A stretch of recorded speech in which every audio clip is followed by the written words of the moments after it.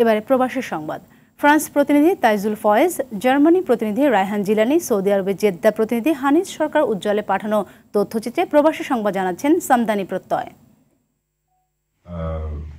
বাংলাদেশ থেকে ইউরোপের বিভিন্ন দেশে বৈধ অভিবাসনের পথ প্রশস্ত করা ও ইউরোপীয় প্রশাসনের সাথে সম্পর্ক অর্থবহ এবং জোরদার করার লক্ষ্যে শনিবার অল ইউরোপিয়ান বাংলাদেশ অ্যাসোসিয়েশন আয়েবার ২৩তম সভা অনুষ্ঠিত হয়েছে।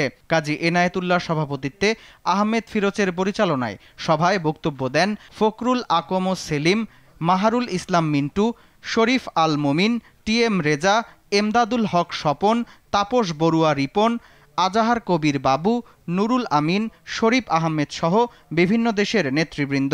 সভায় ২১শে ফেব্রুয়ারিকে আন্তর্জাতিক মাতৃভাষা দিবস হিসেবে স্বীকৃতি লাভের ক্ষেত্রে গুরুত্বপূর্ণ ভূমিকা পালনকারী ডক্টর তোজাম্মেল টনি হকের মৃত্যুতে ১ মিনিট নীরবতা পালন করা হয়। জার্মানির এসেনে বাংলাদেশি কমিউনিটি এসেনের উদ্যোগে অনুষ্ঠিত হয়েছে ঈদ পুনর্মিলনী এবং বাংলাদেশি মিলন মেলা। এসেন শহরের ভিগেল হাউস চত্বরে এই আয়োজন চলে সকাল ১০টা থেকে রাত ৮টা পর্যন্ত। বাংলাদেশি মিলন মেলা এবছর পৃষ্ঠপোষকতায় ছিলেন দেওয়ান শফিকুল ইসলাম, বিশেষ অতিথি কামাল হোসেন ভুইয়া এবং সাইফুল ইসলাম চৌধুরী।